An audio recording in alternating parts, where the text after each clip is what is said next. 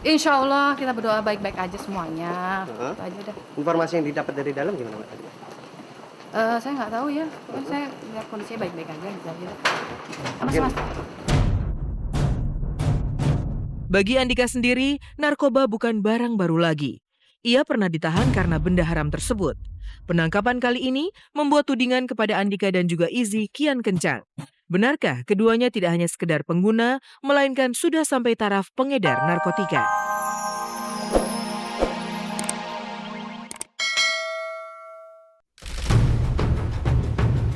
Kangen band personil cuma 3 aja. Aku bukan residivis yang jelas. Karena pada saat itu aku kebakar, aku dijebak sama kawan aku. Ya sayang banget lah kalau misalnya ternyata Saya pernah bikin lagu, dulu saya pernah nyanyiin sama yang dulu.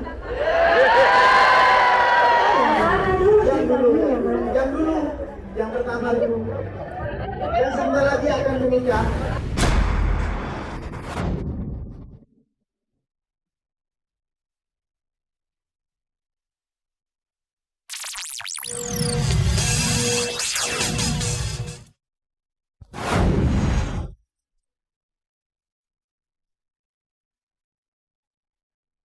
Sesendu lagu-lagunya, sesendu itu pula lah nasib Kangen Band.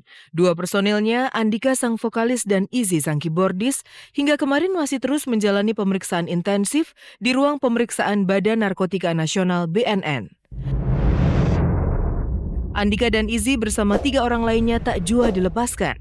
Sebelumnya, 5 orang yang diperiksa termasuk BB sang drummer sudah diperbolehkan pulang setelah tes urin mereka negatif dari unsur narkoba. Sabtu dini hari kemarin, 10 orang diciduk di rumah kontrakan Kangen Band yang juga digunakan sebagai base camp di kawasan Cibubur, Jakarta Timur.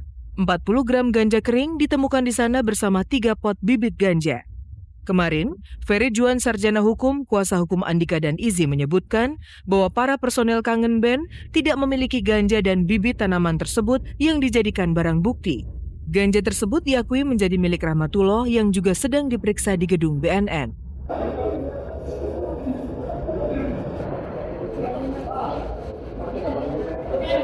Tidak ada, karena untuk barang bukti yang ada itu sudah ada yang mengaku yang memilikinya ya, yaitu bukan personel Kangen Band.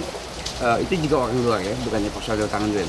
Jadi personel Kangen Band tidak memiliki ya dan tidak tahu menahu soal tumbuhan daun ganja itu. 3 Izzy dan 3 teman saya juga.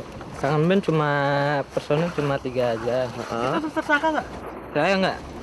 Saya cuma sebagai saksi. Yang lain belum jelas sebagai pemeriksaan. Kronologisnya gimana sih, Mas? Saya udah pulang dari acara TV. Gitu aja. Terus Ya ngumpul? nggak ngumpul, langsung mau ngambil bas langsung ya Mas ya. Makasih.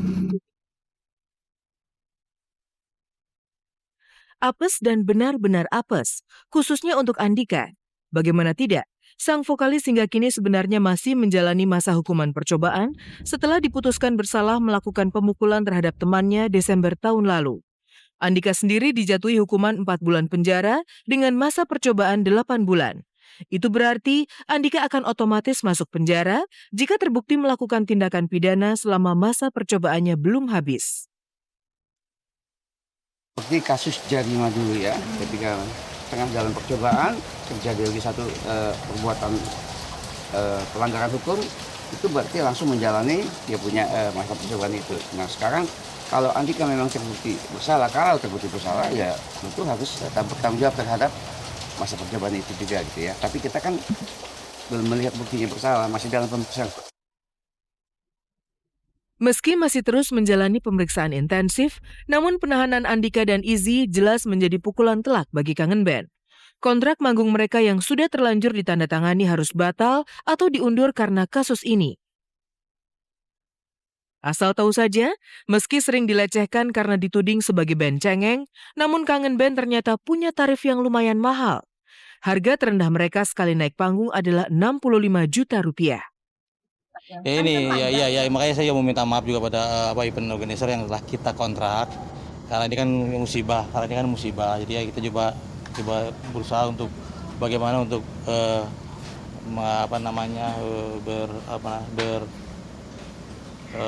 negosiasi lagi ya, cara gimana supaya nanti juga bisa memahami bahwa ini adalah benar-benar musibah.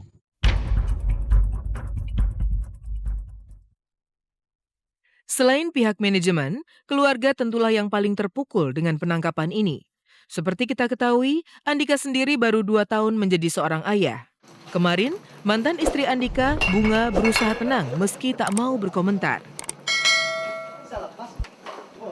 Jenguk aja. Insya Allah kita berdoa baik-baik aja semuanya. Itu aja udah. Informasi yang didapat dari dalam gimana Mbak tadi? Saya nggak tahu ya. Pokoknya saya lihat kondisinya baik-baik aja gitu aja. Mas. Bagi Andika sendiri, narkoba bukan barang baru lagi. Ia pernah ditahan karena benda haram tersebut. Penangkapan kali ini membuat tudingan kepada Andika dan juga Izzy kian kencang. Benarkah keduanya tidak hanya sekedar pengguna, melainkan sudah sampai taraf pengedar narkotika?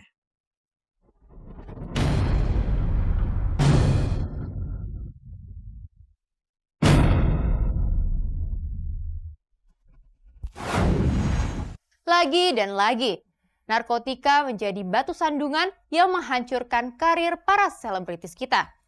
Para personil Kangen Band ditangkap pihak yang berwajib karena memiliki ganja dan diduga menanam bibit ganja di base camp-nya. Jelas membuat hati kita miris. Mengapa para idola ini selalu saja harus berteman dengan psikotropika? Sampai kapan panggung hiburan tanah air bisa bebas dari barang-barang haram tersebut?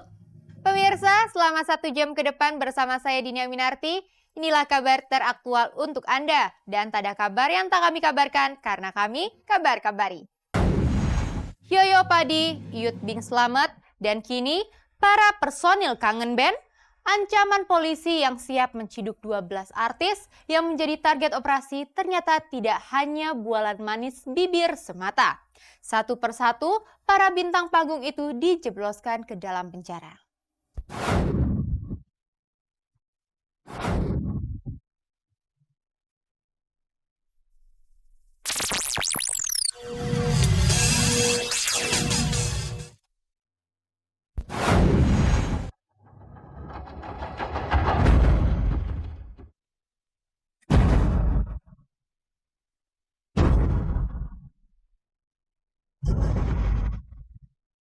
Empat tahun lalu, persisnya tahun 2007, dunia musik Indonesia gempar.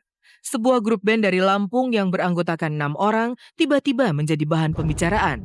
Ya, kala itu, Dodi, Andika, Bebe, Izzy, Tama, dan Lim menjadi grup band pesakitan yang mendapat banyak caci maki karena dianggap mengusung musik kampungan dengan lirik cengeng nan mendayu.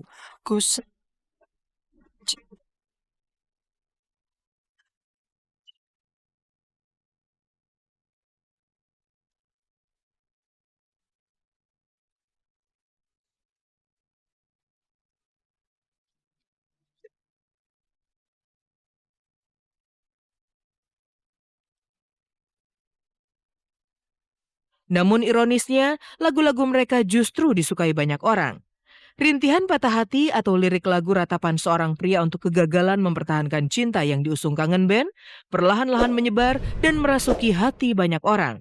Jadilah Kangen Band sebagai grup musik yang dibenci namun tetap diminati. Dari kampung ke kota cuma menghibur, inilah musik kami, inilah karya kami.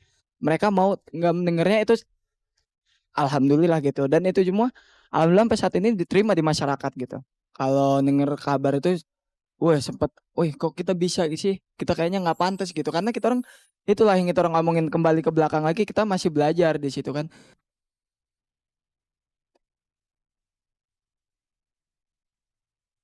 Bicara Kangen Band, kita dihadapkan pada sebuah paradoks. Andika misalnya, meski di atas panggung ia bisa merintih dengan lantunan syair jerit pilu seorang pria tak berdaya, namun dalam kehidupan nyata, Andika justru menampilkan fakta kehidupan yang sebaliknya. Andika sempat dikabarkan menduakan sang istri. Desember tahun lalu, Andika divonis bersalah karena melakukan tindak kekerasan kepada temannya sendiri, Rahmat Fauzi. Meski tak sampai mendekam di penjara, namun Andika dijatuhi hukuman 4 bulan penjara dengan masa percobaan 8 bulan. Sebelum terkenal, Andika sendiri sudah pernah merasakan pengapnya ruang tahanan. 2005 lalu di Lampung, Andika ditangkap karena mengkonsumsi narkoba, sekalipun Andika berkelit terperangkap dalam jebakan seorang temannya. Aku bukan residivis yang jelas. Karena